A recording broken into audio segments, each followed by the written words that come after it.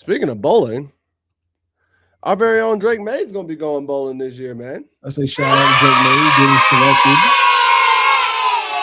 So getting selected to his first Pro Bowl in his second season. But I can't deny the boy has been balling.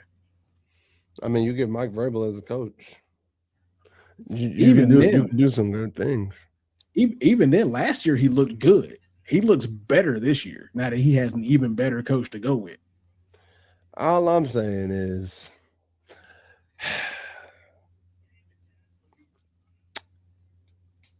there's a level of me. There's a level of me. I love it and hate it at the same time. But I'm humble enough to admit when I'm wrong. I'm humble enough to admit when I'm wrong. That North Carolina can produce a quarterback? Yes. Yes. Listen. For those of you, y'all might think I was crazy or whatnot. Like, how can I be a North Carolina fan and not think Drake Maye was good enough? Because we also had Mitchell Trubisky. And I knew Mitchell Trubisky wasn't it. Not at the NFL. I mean, because look at it like this. The best three quarterbacks that's come out of North Carolina recently. Drake Maye, Mitchell Trubisky, and Sam Howell and Drake Maye. Sam Howell. It's like I'm just saying, like, when those are your options, am I really wrong for the statements I'm making? I mean, no. To be apprehensive about whether or not North Carolina can produce a quarterback. No, you're not wrong. And like I said, they don't have a strong record of producing quarterbacks. Running backs, sure. Occasional tight end or wide receiver, sure. Defensive guys, sure. Yeah, defensive guys, not at all. No. Like I said, I don't know, man. Drake Maye, I have to apologize right now. You are going to the Pro Bowl. You're doing your thing. Familiar with your game, Drake. Don't even worry about it. What'd you say? He was unfamiliar with your game, Drake. I was, and that's okay. I too was unfamiliar. Like in the sense, I'm not gonna sit here and act like he alone.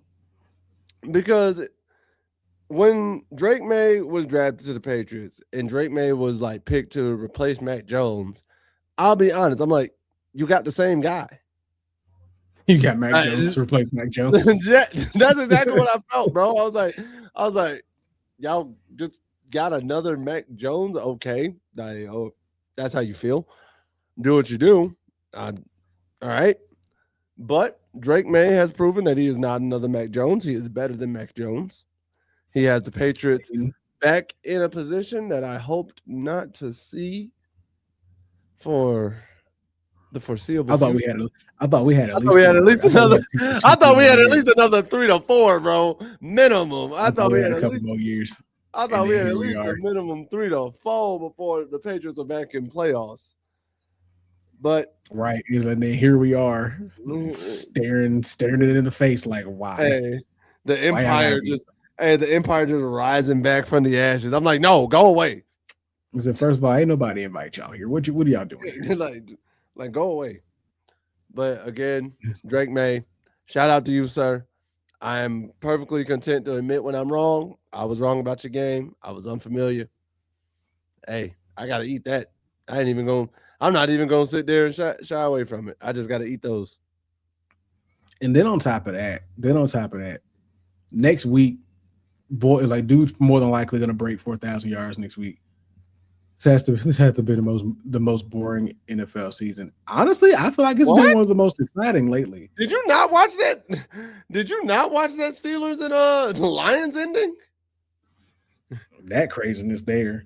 Did you not watch the Seattle and the Seattle game this past week? The Seattle and Rams Seattle game? And the Rams. Crazy? Shoot, say what you want. As a Panthers fan, our games have been up and down all year. We don't know what we getting. It's been one of the better. It's been definitely one of the better seasons in a long time. Think about it. The Chiefs have fallen off to the point where Patrick Mahomes tore an ACL.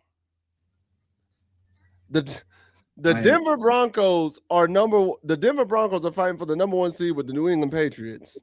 And then fighting for their division with the Jacksonville Jaguars. Then fighting for the Jacksonville Jaguars. Indianapolis is like a number 1 seed for 8 weeks. Indianapolis had a 98% chance of making the playoffs after week 8.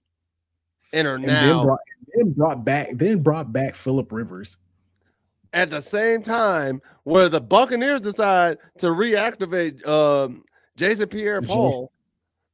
Then on top of that, Mac Jones looks like the best quarterback we've seen in years in San Francisco.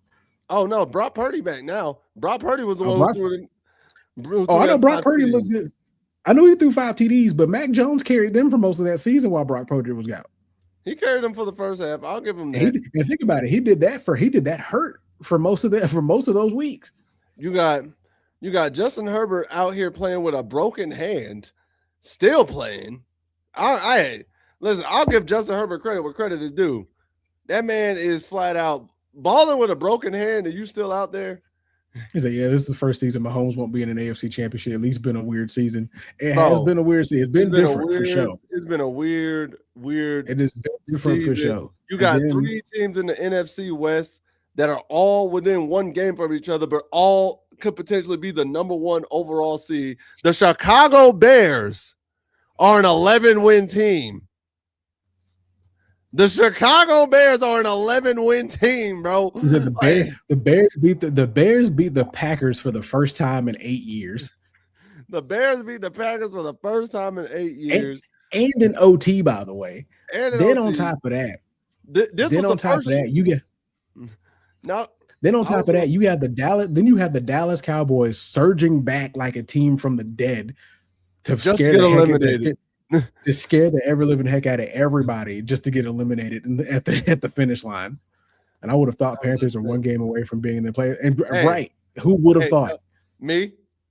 He prayed. He didn't think. No, I didn't. I didn't. I got it on video. He prayed and hoped. Don't you let it? He prayed and hoped. I got it on video. It is on my own channel that I said the Panthers could potentially be a 10-7 at worst 8-9 team winning the NFC South. I have said this all year. Don't play with me. He prayed and hoped the whole time. No, don't play with me. Don't play with me. I believe. Don't play with me. Don't let him play you. No, we're gonna get back to the topic at hand here. No, we're gonna get back to the topic at hand here. You are just mad. You were just mad because your coaches ain't been fired yet, and you've been praying on that. I ain't worried about that. They gonna get fired. We'll get back to the topic at hand here. The topic at hand here is that Drake Maye is the top 4 quarterback in the league right now. Oh, also, and on top of that, bro. Also, think about it. The Steelers almost blowing the AFC North to a 1-5 Ravens. And almost Steelers. Ain't no heck of that. The Steelers even winning being at the top of the AFC North now with the extra old Aaron Rodgers. With an extra old Aaron Rodgers. With also a broken hand. Buffalo thinking they got the division on lock just to lose it to Drake Maye and the Patriots. Last second. Bro, this NFL season has been the wildest. And I've seen multiple incidences where players and fans getting in altercations. Like one fan slapped Lamar Jackson. Lamar ain't getting in trouble. DK Metcalf going and punching fans. So you know what's funny about that? Apparently the fan said some kind of racist stuff to him. Apparently the fan just called him by his government name, Decalion, and he didn't like it. Supposedly. Boy, I look at it. Boy, if you don't sit your goofy head self down. Because I heard the thing about apparently he said like the racist comments and whatnot. But then there's another video where apparently this fan is calling him by his government name. That's so stupid. That is so. And you got suspended 2 games. You got suspended the last 2 games of the season for that dumb stuff. Like, what is wrong with you? Bro, and I said, I don't know. I can't remember if they fined him or not. But it's dumb. And then Myles Garrett potentially breaking the. You couldn't. Yeah, you couldn't be an NFL player. They'd have kicked you out of the league. He would have been Marcus Peters. He would have been a Marcus Peters, ran right up into the stand. Because here's the thing. So here's the thing with that, right? Because Ryan Clark made very good point about it. Somebody else made a very good point about it. The difference between, let's say, like the Lamar Jackson and the DeAndre Hopkins situation, where Lamar hit that fan. Yeah. The difference is, at least with DeAndre Hopkins and Lamar, it's on camera that fan hit them first. Yeah. In DK's situation, this man is 15 yards away from you. You walked up from the bench. You got to up. the sideline. You got up from the bench, wall. walked 15 yards over to this wall, grabbed him by his shirt, and then hit him. Then went on the field and proceeded to drop your next pass. And then went on the field and proceeded to drop your next pass. My thing is, I get that you apparently don't like your name. If you don't like your name, then go change it. Could pull a whole Chad Ochocinco in here. You have the money and you have the time. You can do that. Just make it legally DK. My other problem is this. If you are upset that somebody knows your government name like it's not public knowledge, like I can't just do a Google search right now and find what your name is, you have a bigger problem than just not liking your name. You have an immaturity issue. Because the other thing is, bro, you've been in the league 7 years, and you're telling me not one person has ever called you by your government name, not one time in 7 years. That's why I said and you got mad at this one dude doing it more than once.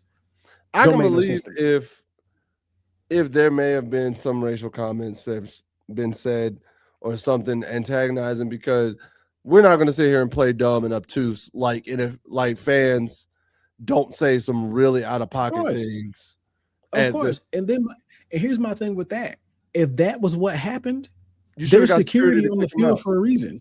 You could even talk to one of the coaches. You could talk to security. You could talk to either the team security. You could talk to the stadium security. You could even talk to one of the coaches. It's like, yo, this dude here, that one right there, is throwing racial slurs, or this dude is out of pocket and he needs to be taken care. He needs to be dealt with. You didn't have to get up and do nothing, because at the end of the day, they see you in the uniform. They see you with the team name. They see you, the one making millions and millions of dollars. You're the one representing. You're the one on TV, not them. And at the end of the day, it's always the age-old adage of they're gonna see who responds second, and whoever has the bigger platform is the one that's gonna take the flak. You're the one that's gonna go down for it, unless they have video evidence of them getting in contact with you. Then there's nothing you can do. All that man was doing was talking to you. Because, for example, like we said, times where fans have gone real out of pocket. I'll never forget when LeBron James, when he was with the Lakers, I want to say this was when we were back. This is after COVID. I think 4 seasons ago. Yeah, about 2-3 seasons ago. Where he pointed out the women. Yeah, one lady and the dude to get out of the stadium, like where the meme came from, where he was pointing them out. Yeah, he's in that meme right there. Yeah, and the thing about it is, in that moment, it said the reason why LeBron pointed them out is because they said, "I hope Bronny and Savannah get in a car accident and die tonight." See, you gotta go. Now that's way out of pocket. You gotta go. You want to sit there, and then they try to mock and say, "Oh, LeBron's crying." No, you threaten. You wish death upon that man's son and his wife.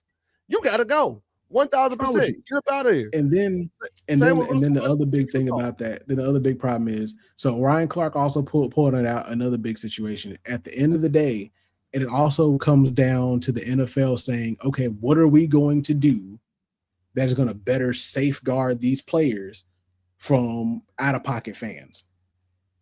Like, what can we do to put in place that's going to protect my players, my investments from these out-of-pocket fans that decide they want to do either want to harm my players or want to do something that or just be disrespectful. What can I do to better safeguard them? Because just like with the NBA, they'd be like, yo, no, this dude here said what he said, did what he did. He's got to go, and he's removed and or banned from the stadium almost immediately. And the Lamar Jackson, DeAndre Hopkins situation, that player was now banned for life from these games. He can't come back. And so but because that doesn't happen enough in the NFL, because you got players that jump in, do Lambo leaps and stuff like that, jump into the crowd and let fans touch them and all that. It's not happening as often because you can't really say that this was initiated by the fan because you jumped into the crowd. I remember there was one, I can't remember who it was, but they were in the crowd or whatever. And then somebody, I think on the opposing team or whoever, threw a beer at him. Yeah, I remember that. And I was like, yo, and dude was like, what? He kind of looking around like, hey, yo, what is going on? Y'all throwing beer at me now? He said, hey, these fans better watch out for these 2000s coming in sports. They don't care. They don't care. It's true. Oh, 2000s babies do not care. Oh, listen, nah, I say what you want. And y'all can put it in the bank when I say this. Dudes like Russell Westbrook in the NBA and Marcus Peters, when Marcus Peters was on the Rams, when Marcus Peters ran up on bro, clear on his camera, like, hey, he walked straight up into it. He's like, yeah, you ain't saying that now. Dude's like, whoa, Marcus chill. He's like, nah. Say all that. You was talking all that good stuff. Say all you were saying a second ago. He's like, say it with your chest. And I always use the Russell Westbrook analogy because that's the reason why he'll never play for Utah, is because he's been in Utah like multiple times and their fans have heckled him so bad to where they've also wished death upon his family. And that's that one video where Russ was like, nah, I'll come over and F you and your wife up. I don't care. And they were trying to tell Russ to calm down. He's like, nah, bro, they threatening my family. We can't do that. Hence why anytime he's been traded there, he's bought his own contract out. He's like, I'm not playing for them. But I'm not going DK in that moment, bro, not only do you have to use a cooler head, you got to think about the optics. DK, you were like 6'7", 6'6", 250, you're a big dude. And let's be real. Them Cali dudes different. They always the hot heads in the NBA or NFL. True. Yeah. Cali boys be fighting. It's like, who, in all honesty, how many average fans are gonna come up to you and say the most out-of-pocket vile thing to you on the street? Not many. Like, I'm not gonna sit there and say there aren't some that don't care, but not many. And the reason why these fans be doing it is because they feel they have that level of protection of, oh, you can't touch me because you can't afford to, which is a dangerous threshold for fans to be operating under, because for some reason, those fans also seem to forget this is still a human being who, if I trigger them the wrong way, can still stomp me out. You and I both have $45 million. I know he's somewhere thinking like, damn, I should have left it all alone. More than likely. Lost $45 million over some dumbness. It just being stupid. Over some dumbness. And he didn't have to.